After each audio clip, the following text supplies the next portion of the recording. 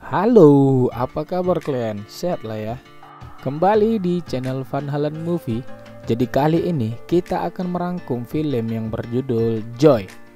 Bukan Joy yang itu, tapi film Joy yang dirilis tahun 2015.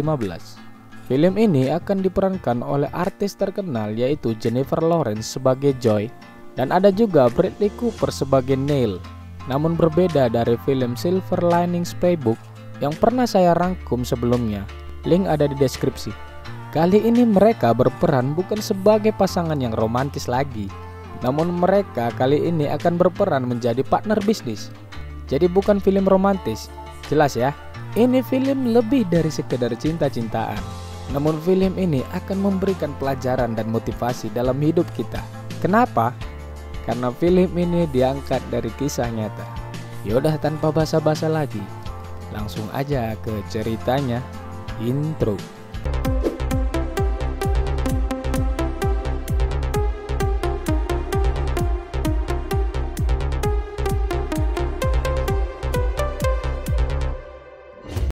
Film ini akan berfokus ke sebuah perjalanan hidup dari Joy. Saat ia kecil, ia memiliki bakat untuk menciptakan barang-barang. Joy memiliki saudari tiri bernama Peggy. Nenek Joy menyayangi mereka berdua. Neneknya yang melihat Joy sejak kecil selalu memiliki ide dan menciptakan barang-barang, tetap mendorongnya untuk menggapai cita-citanya suatu hari nanti.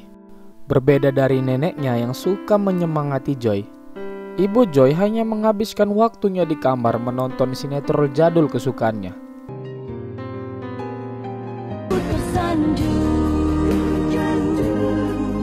Ibu Joy sudah bercerai dengan Rudy, ayah dari Joy, dan ayahnya Joy memiliki sebuah usaha bengkel dan tidak tinggal bersama mereka. Saat Joy dewasa, entah kenapa cita-citanya dari kecil semakin jauh. Hal itu mungkin karena dia menghadapi dua perceraian. Pertama, perceraian dengan Anthony atau Tony, dan yang kedua, perceraian dari ayah dan ibunya. Saat dewasa, dia berpisah dari saudari tirinya Peggy, di mana Peggy memilih bekerja di bengkel milik ayah mereka, sedangkan ia harus bersama ibu dan neneknya. Joy bekerja di sebuah maskapai pesawat sebagai petugas tiket pesawat dan harus menopang perekonomian keluarganya. Joy menikah muda dan mendapatkan dua orang anak dari seorang penyanyi keturunan Venezuela, yaitu Anthony. Mereka pada akhirnya bercerai, tapi Anthony masih tinggal di basement rumahnya selama 2 tahun. Ini baru benar-benar beban istri. Gak malu, tapi ya good looking kan. Lalu suatu hari Rudy pulang kembali ke rumah Joy dan ibunya. Dia bermaksud menumpang lagi dan tinggal sementara bersama mereka setelah berpisah dari kekasih barunya. Namun ayah dan ibunya bertengkar lagi seperti biasa. Joy sangat sabar dan dia menempatkan Rudy di basement bersama Anthony. Tony dan Rudy memang tidak pernah akur dari dulu. Mereka lalu bertengkar. Joy memberikan pembatas dan meminta mereka jangan bertengkar. Lalu dia pun pergi untuk bekerja. Namun di tempat kerja, dia mendapat komplain sehingga kehilangan pekerjaannya. Lalu dia pun pulang dan kembali mengurus keluarganya. Karena kelelahan, Joy akhirnya tertidur. Lalu saat tertidur, mimpi buruknya datang. Di dalam situasi penuh tekanan di rumahnya, ia mendapatkan mimpi-mimpi buruk dari masa kecilnya. Joy kecil meminta Joy untuk kembali mewujudkan mimpinya, menciptakan penemuan barang seperti yang mereka lakukan dulu. Lalu dia terbangun oleh suara bel rumahnya. Ternyata itu sahabatnya, Jackie. Joy bersyukur Jackie datang di saat yang tepat, di mana semua tekanan dalam hidupnya serasa berat di hari itu. Akhirnya Joy memiliki teman curhat di situ. Keesokan harinya, Rudy mengajak Joy dan keluarganya pergi liburan bersama dengan kekasih baru Rudy. Kekasihnya bernama Trudy. Trudy adalah janda konglomerat. Dia berjumpa dengan Rudy melalui sosial media cari jodoh. Ya kayak micet, Tantan, Tinder gitulah. Micet bah. Mereka diajak oleh Trudy berlayar dengan kapal mahalnya. Awalnya mereka bersenang-senang, hingga secara tidak sengaja gelas dan botol anggur mereka terjatuh karena ombak.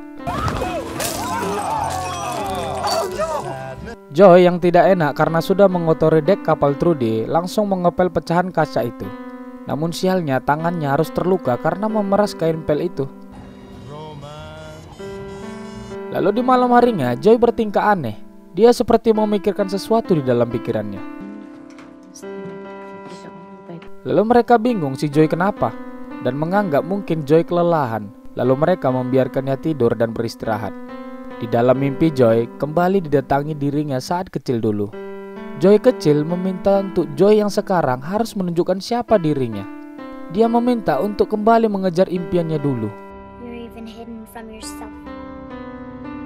Kemudian Joy pun terbangun. Ia langsung meminta ayahnya untuk pindah. Ia memohon pada ayahnya, karena selama ini Joy sudah mengorbankan dirinya untuk membantu menjadi akuntan di bengkel ayahnya. Bahkan dia juga rela untuk tidak melanjutkan kuliahnya. Jadi dia mohon kali ini ayahnya untuk menuruti. Lalu ia juga meminta Anthony untuk pindah, karena memang tidak normal setelah bercerai 2 tahun. Si Tony masih tinggal di rumahnya. Enggak ada memang otak si Tony. Mereka awalnya menolak, tapi Joy berkeras dan akhirnya mereka pun pindah. Singkat cerita, dengan ditemani putrinya, Joy menggambar ciptaan terbarunya.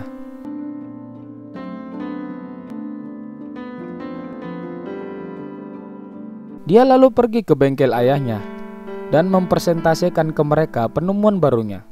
Ia berhasil menciptakan sebuah alat pel yang modern, di mana pel ini mampu memeras sendiri tanpa harus menyentuh kepala pelnya. Ready? Ide ini ada saat tangannya terluka waktu dia mengepel di kapal tadi. Jadi Joy meminta Rudy dan kekasihnya Trudy untuk menjadi investor alat pel tersebut. Awalnya Trudy ragu, namun Joy meyakinkan bahwa penemuannya ini akan sukses. Tentu langkahnya tidak mulus. Problem pun datang satu persatu. Problem pertama, sebelum pel itu diproduksi, sebuah pabrik dari Texas mengaku memiliki rancangan yang sama, dan mereka meminta Joy untuk membayar royalti. Problem kedua, Joy harus mencari toko yang mau menjual alat pelnya. Banyak yang menolak karena alat pel seharga $20 dinilai terlalu mahal, sementara alat pel biasa harga umumnya hanya $5. Bahkan ia nyaris saja ditangkap saat berusaha menjual di depan Walmart. Joy lalu pulang ke rumah dan bersedih dengan kegagalan hari ini. Tak lama kemudian, Tony datang dan menawarkan bantuan ke Joy. Atas bantuan dari mantan suaminya itu, dia dipertemukan dengan CEO CVC, perusahaan besar yang mengelola Walmart bernama Neil Walker. Awalnya ia tak diterima dengan serius. Joy meminta kesempatan untuk memperkenalkan alat pelnya di depan Neil. Joy pun memperagakan bagaimana alat pelnya terbuat dari katun lembut yang menyerap air, dapat diperas secara otomatis atau tanpa disentuh, dan dapat dilepaskan untuk dicuci ke mesin cuci. Lalu Neil terkesima dan setuju untuk memasarkan produknya di TV Home Shopping. Ia meminta Joy menyiapkan 50.000 unit. Setelah dari situ, Joy sangat bersemangat. Dengan segala cara, termasuk dengan menggadaikan rumahnya, Joy berhasil memesan 50.000 unit. Singkat cerita, mereka berkumpul untuk melihat iklan produk mereka yang akan segera tayang. Namun sialnya, demonstrasi pel itu gagal, sehingga tak ada satupun pelanggan yang menelpon untuk membeli. Joy pun sangat bersedih dan stres. Tapi dia menyerah? Tidak. Keesokan paginya, ia mendatangi Neil. Dia meminta agar dia yang tampil di TV. Akhirnya Neil setuju, tapi dia mengingatkan Joy, tampil di TV itu akan banyak lampu dan akan sulit buat dirinya yang belum pernah sama sekali. Namun Joy tetap bersikukuh. Saat TV mulai siaran, ia sangat gugup dan kikuk. Bahkan dia tidak bicara setapak kata pak. Alah, apa sih ngomongnya? Kata-patah kata apapun. Sepatah kata apapun di menit pertama. Lalu sebuah telepon masuk. Ternyata teman baiknya Jackie berpura-pura menjadi pelanggan dan menanyakan kemampuan alat pel itu. Lanjut kepercayaan diri Joy kembali. Ia dengan lancar menjelaskan kemampuan alat pel buatannya dengan gerakan tangan yang sangat bagus. Boom, di luar dugaan 40.000 lebih penelpon masuk untuk memesan barangnya, memecahkan rekor penjualan barang lainnya. Neil pun kaget. Neil segera menyadari bahwa Joy akan menjadi sebuah bisnis baru. Bukan saja kain pel, tapi juga periklanan. Mereka pun berpelukan dan saling berjanji satu sama lain. Jika mereka terlibat dalam persaingan bisnis suatu hari nanti, mereka harus tetap menjadi teman. Wih, keren kan? Penjualan pel tadi pun sukses besar dan meraih banyak keuntungan. Namun masalah berakhir? Tentu tidak. Joy mendapatkan informasi bahwa pabrik pembuat pel itu ternyata rewel. Mereka meminta tambahan biaya dengan alasan kenaikan bahan baku. Lantas Joy tidak setuju karena jika biaya naik maka ia harus menaikkan harga. Dan itu tidak bagus untuk iklan. Rudy dan yang lainnya menyarankan Joy bersedia membayar. Tidak lama kemudian berita buruk datang.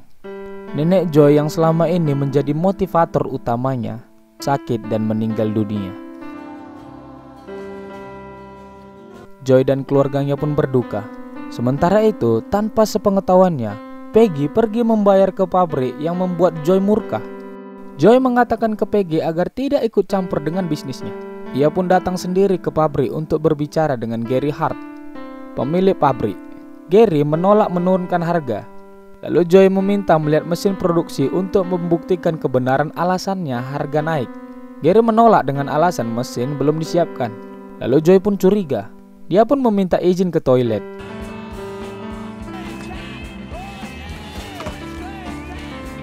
Ia sangat marah mengetahui tidak ada kemiripan rancangan pabrik dengan punyanya.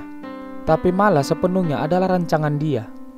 Apalagi pabrik tersebut tidak terlihat memproduksi sesuatu, tapi hanya sebuah gudang merakit. Ia sangat marah, tapi polisi membawanya dengan tuduhan memasuki properti orang lain tanpa izin.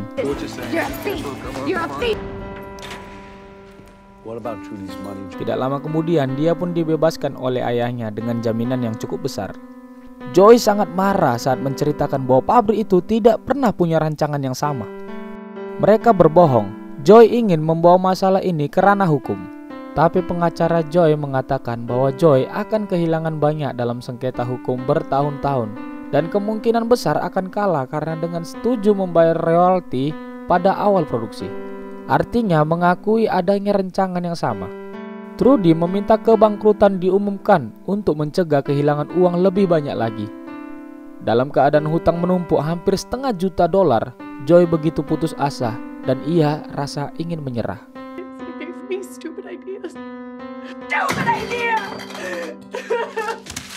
Di sini serius sih, kayak bener-bener kebawa suasana gitu loh. Gak ada yang mudah dalam meraih keinginan yang besar. Lanjut, lalu Joy menggunting rambutnya menjadi pendek dan mulai mempelajari berkas satu demi satu. Suatu pagi ia menghilang dari rumah dan pergi ke Dallas. Dia bertemu dengan seorang pria di penginapan. Ternyata pria itu memiliki wewenang di pabrik. Joy mengatakan sudah menelpon ke Hong Kong dan mengetahui bahwa ternyata pemilik utama perusahaan tidak mengetahui apapun mengenai produksi kain pel. Joy menyebutnya penipuan pertama. Penipuan kedua, tidak pernah ada royalti kain pel yang diketahui oleh perusahaan. Jadi intinya perusahaan Hong Kong yang memiliki hak cipta kain pel tadi itu tidak tahu menahu apa yang dibuat oleh perusahaan dari Dallas. Begitu kira-kira. Lalu Joy menjelaskan pengacaranya telah menyiapkan tuntutan hukum untuk hal ini. Tapi dia meminta penundaan karena berharap akan ada etikat baik dari pabrik untuk menyelesaikannya. Wah, ini keren sih nih. Di mob aja dulu ya kan. Lelaki itu pun terkejut dan langsung bereaksi akan mengembalikan uang dari Joy. Namun Joy bersikap dingin. Lelaki itu pun mengatakan akan mengembalikan uangnya beserta bunga-bunganya. Lalu Joy pun tersenyum dan mengeluarkan kertas pelepasan hak untuk ditandatangani. Dan Joy menang.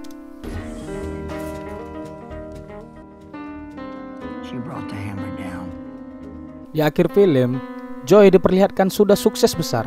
Ternyata penemuan dari Joy bukan hanya sampai pada alat pel yang tadi. Dia juga menemukan kembali peralatan rumah tangga yang lebih membantu para ibu rumah tangga. Hingga akhirnya dari semua penemuannya tersebut, Joy mendapatkan lebih dari 100 hak paten dengan namanya sendiri. Ia menjadi bos dari perusahaannya sendiri dan mantan suaminya menjadi penasihat dan orang kepercayaannya. Ia juga membantu para penemu pemula lainnya untuk mengembangkan penemuannya dengan fasilitas yang baik. Lalu diperlihatkan seperti janjinya, Neil dan dia berteman baik. Neil memberikan informasi rahasia yang akan menghancurkan usaha Joy yang perlu diketahui olehnya. Namun jawaban Joy sih yang paling keren.